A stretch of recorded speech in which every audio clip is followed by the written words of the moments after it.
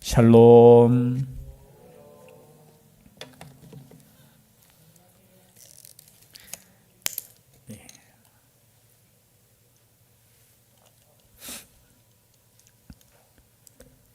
오늘 시편 49편도 고라 자손의 시입니다. 그렇죠? 이제 50편 넘어가면 이제 아삽의 시가 나옵니다. 뭇백성들아 이를 들으라. 첫 마디가 뭐라고요? 들으라라는 거예요. 들으라 어디서 많이 들어보셨죠? 신명기에 나오는 쉐마라는 말이 들으라라는 거예요. 구약 성경에 어떤 분은 제일 중요한 단어가 뭐냐? 그 단어예요. 들으라라는 거예요.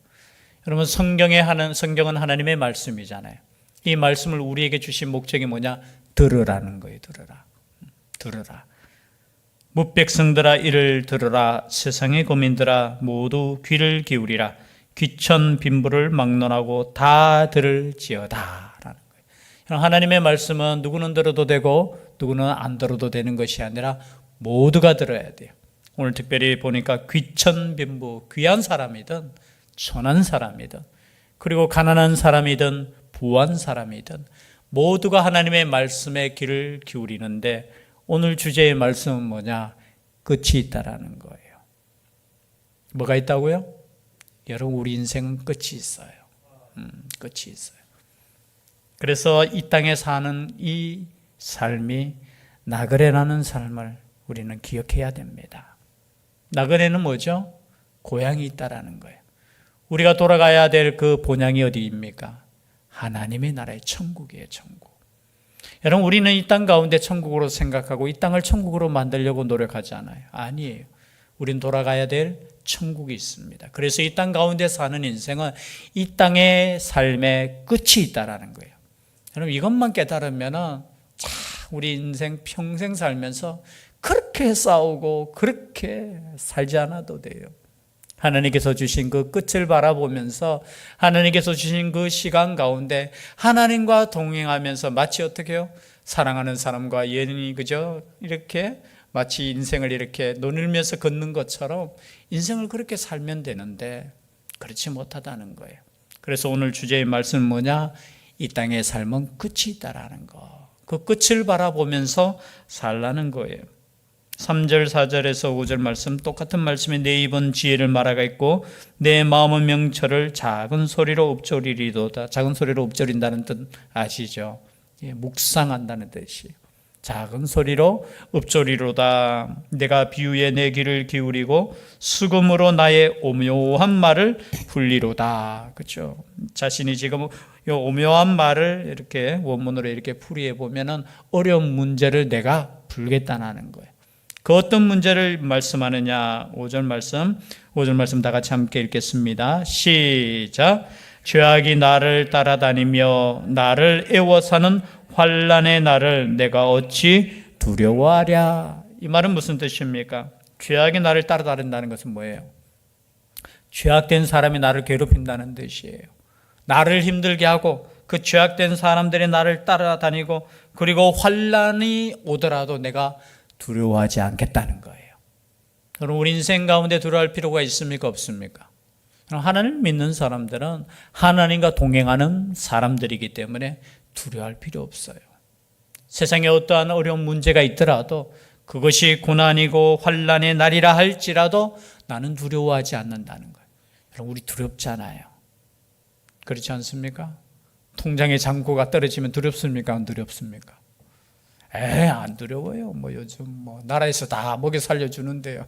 아니 두렵지요. 그럼 마음에 그죠? 힘듦이 있으면은 걱정 근심이 빠지잖아요. 근심에 빠지잖아요. 육신의 건강도 여러분 이 건강 할까 안 할까 여러분 건강을 잃을까 봐 두려워합니까 안 합니까? 목사님들도 요즘 모이면 저희 동료 아이고 참 벌써 그렇게 됐나 나이도 그렇게 많지 않은데 전부 다 약봉지 들고 다녀요. 약을 7개, 8개 이렇게 먹고 이런 거 보면은 참 어떻게 보면 이 건강에 대해서 걱정하고 염려하고 결국은 어떻게 됩니까? 인생이 그죠? 하나님을 의지하는 것보다 세상을 의지하게 되는 거예요. 여러분, 세상에 살면서 염려하지 마십시오. 하나님께서 이 땅에 우리를 보내실 때 하나님의 역사 속에 보내셨습니다. 그 역사 가운데 우리는 살아가면 되는 거예요. 하나님께서 인도하시는 대로 믿음을 지키면서, 그죠? 이 길을 갈까 저 길을 갈까 고민할 필요도 없어요. 언제나 우리의 길은 하나님이 동행하시기 때문에 믿음의 길로 가면 되는 거예요. 하나님을 의지하면 되는 거예요. 그죠? 그것에서 우리가 벗어나면 어떤 사람이 되느냐? 6절 말씀이에요. 자기의 재물을 의지하고 부유함을 자랑하는 자는 아무도 자기의 형제를 구원하지 못하며. 뭘 의지한다고요? 자기의 재물을 의지하고 부유함을 자랑하는 자는, 아마 이 당시에도 그런 사람이 있었는 거예요. 나는 부유하다. 그리고 그죠? 그것을 의지하고 그것을 자랑하고. 별거 아니에요. 여러분, 때로는 부러울 때 있긴 있죠. 부러워하지 마세요. 그 사람이 만약에 하나님을 믿지 않는 백성이면 여러분 불쌍히 여기셔야 돼요. 그의 영혼을 위해서 기도하셔야 되고요. 우리는 천국 갈 사람들인데 천국 가지 못하고 그 잠깐 누리는 낙에 취한 사람들을 볼 때 여러분 안타까운 마음이 있어야 돼요. 예수 믿는 사람들은. 근데 때로는 예수 믿는 사람들이 오히려 더 부러워하면서 아니에요. 여러분, 우리는 부러워할 필요 없어요. 부러워야 될 사람은 하나님을 나보다 더 사랑하는 사람을 부러워해야 되는 거예요. 근데 어떻게 해요? 세상 사람들은 뭘 의지합니까? 의지하는 거 딴 거 없어요. 그 재물밖에 없어요. 자기의 재물을 의지하고 부유함을 자랑하는 거. 그래서 세상, 여러분 오늘날 무슨 시대라고 하죠? 물질 만능주의라고. 이게 만능이 아니에요, 여러분. 물질이 있다고 여러분 그 생명을 잠시라도 연장할 수 있습니까? 뒤에 나오는 말씀이 그거예요. 여러분, 기로도 몇 년이라고 했습니까? 제가 요즘 계속 100세 했으면 여러분 100세는 기본으로 사셔야 돼요. 그런 복이 있을 줄 믿습니다. 주님께서 영원한 생명을 주셨는데 100세까지 살 필요 뭐 있습니까?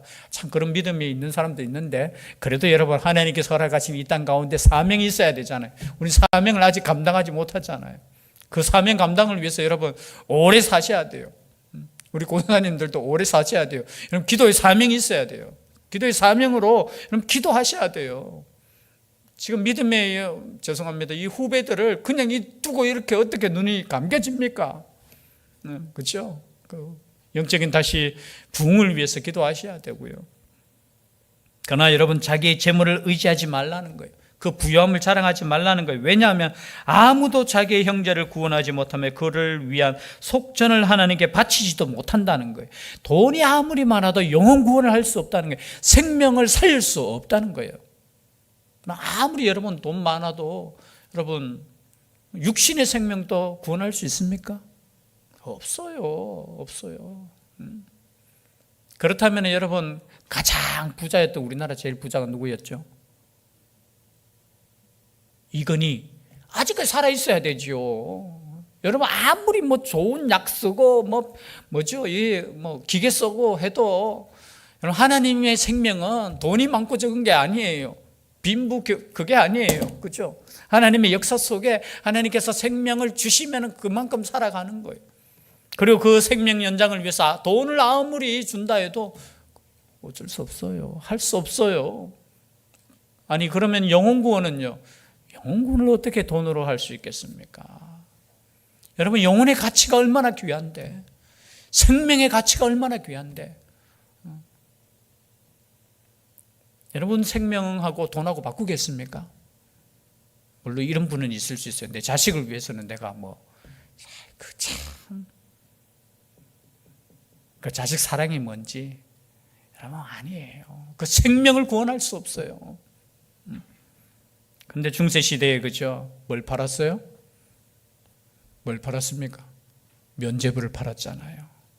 여러분 돈으로 생명을 구원할 수 있으면 여러분 열심히 지금도 돈 버셔야 돼요. 그 돈으로 우리의 생명, 육신의 생명뿐만이 아니라 영혼은 더더욱 그죠? 그 값어치에 합당하게 하나님께 여러분 돈 들여가지고 내 영혼을 구원할 수 있다면은 여러분 그게 될 수 없어요. 얼마나 귀한 생명인데. 얼마나 귀한 생명이기 때문에 돈 가치로. 그래서 여러분, 우리의 영혼은 진짜 가치가 있는 예수 그리스도의 그 생명으로 구원할 수밖에 없었다는 거예요. 돈으로 아니에요. 예수 그리스도의 그 보혈로만 우리를 구원할 수밖에 없는 그 많은 가치. 그래서 내가 구원받았는 것만 해도 여러분 얼마나 하나님께 감사해야 될지 몰라요. 속으로는 지금 세상 것 이거 가지고 비교하고, 때로는 예수 믿는 사람들 가운데도 감사하지 못하고, 때로는 원망까지는 아니더라도 불평할 수 있잖아요. 아니에요. 하나님을 알게 되는 것만 해도, 알게 되고 내가 예수 그리스도를 믿는 것만 해도, 그죠? 그 믿음으로 내가 살아가는 것만 해도 여러분 입술에서 언제나 감사가 나와야 돼요. 그러면 모든 것을 우리 하나님께서 뭐 해주신다고요? 더해 주시는 거예요. 더하는 인생.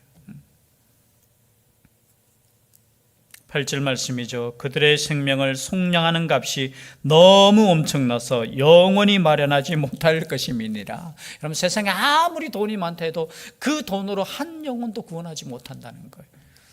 이게 진리라는 거예요. 이게 진리. 그가 영원히 살아서 죽음을 보지 않을 것인가? 여러분, 돈 많다고 해서 죽음을 보지 않을 것인가? 죽는다는 거죠. 그러나 그는 지혜 있는 자도 죽고 어리석고 무지한 자도 함께 망하며 그들의 재물은 남에게 남겨두고 떠나는 것을 보게 되리로다. 아이고, 자식에게 남겨주면 되죠. 여러분, 자식도 남이에요. 자기 이름으로 남겨둘 수 있는 건 아무것도 없어요. 그죠? 이름이 바뀌어요. 죄송한데 내가 죽으면 이게 이름이 바뀌어요. 등기가 이전돼요. 그것도 영원할 수 있습니까? 영원한 거 아니에요. 밑에 말씀 마찬가지죠. 그죠? 그러나 그들의 속생각에 그들의 집은 영원히 있고 그들의 거처는 대대에 이르리라 하여 그들의 토지를 누구 이름으로? 자기 이름으로 부르도다. 참, 하나님 보실 때 너무 웃기는 장면이에요. 다 하나님 땅인데 다 선거놓고 종이 한 장 가지고 자기 땅이래. 우리 땅은 아무것도 없을 줄 믿습니다. 혹여나 이 세상 가운데 법률적으로 우리가 그죠 다투지 않기 위해서 했다 할지라도 여러분, 이걸 내 땅이라고 생각하시면 안 돼요.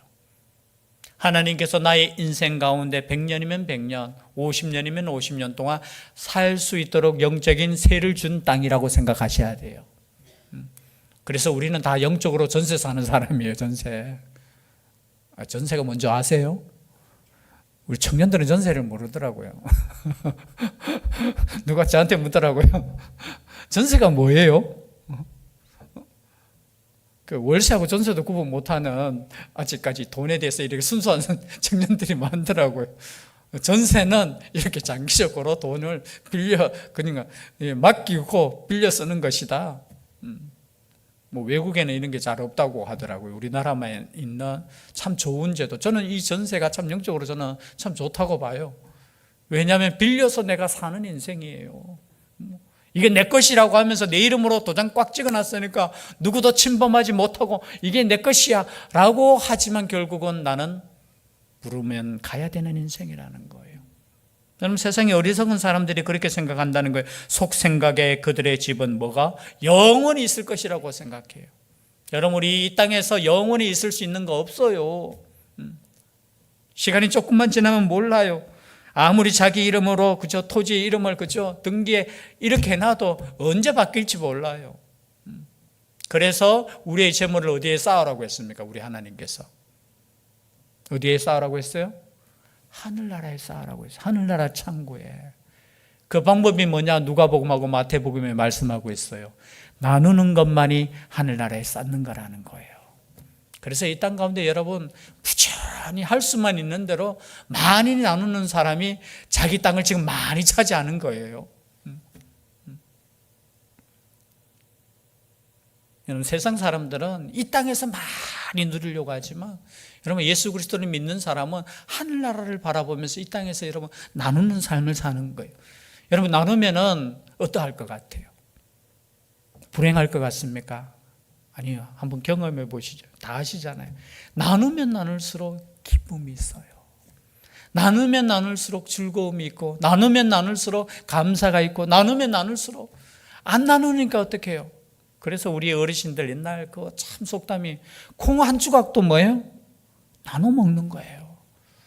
아유, 목사님 콩 10개 있어가 그냥 먹는 게 낫죠. 혼자 먹는 게 낫죠. 아니, 콩 한 조각도 있으면서 나누어 먹는 그 기쁨을 아는 사람, 그 사람이 지금 행복하게 사는 사람이, 그 사람이 말씀대로 지금 잘 살고 있는 사람들이에요. 그러나 세상 사람들은 어떻게 해요? 지혜 없는 사람들은 어떻게 해요? 이렇게 사는 거예요. 그리고 12절 말씀처럼 사람은 존귀하나 장구하지 못하며 멸망하는 짐승 같도다. 20절에도 똑같은 말씀이죠. 존귀하나 깨닫지 못하는 사람은 멸망하는 짐승 같도다. 이것을 못 깨닫는 사람은 짐승같이 살다가 짐승같이 끝나버린다는 거예요. 영원한 삶을 바라보지 못하고 이 땅 가운데 여러분 그냥 그렇게 사는 인생이, 여러분 우리 인생이 얼마나 귀합니까? 존귀합니까? 하나님의 형상을 닮은 인생이잖아요. 그런데 이 하나님의 형상을 닮은 인생이 짐승같이 살아가고 있다는 거예요. 그래서 오늘 이 말씀이 주제예요. 사람은 존귀하나 장구하지 못한 것을 깨닫지 못하는 사람은 그냥 짐승처럼 그냥 살아가는 인생. 13절이죠. 이것이 바로 어리석은 자들의 길이며 그들의 말을 기뻐하는 자들의 종말이로다. 이것이 바로 어리석은 자들, 자기의 부를 자랑하고 영구히 살아가지 못하면서도 영구히 살 것처럼 살아가는 인생. 그리고 그들의 말을, 그들을 자랑하는 말도 어떻게 해요? 귀 기울이면서 함께 기뻐하고 함께 동조하는 사람들. 그 사람들이 어떻게 해요? 어리석은 자들이라는 거. 어리석은 자들. 결국은 그 사람들은 어떻게 됩니까? 수월에 들어가는 거예요. 수월. 수월이 뭐냐? 여기 무덤이란 뜻이에요. 무덤.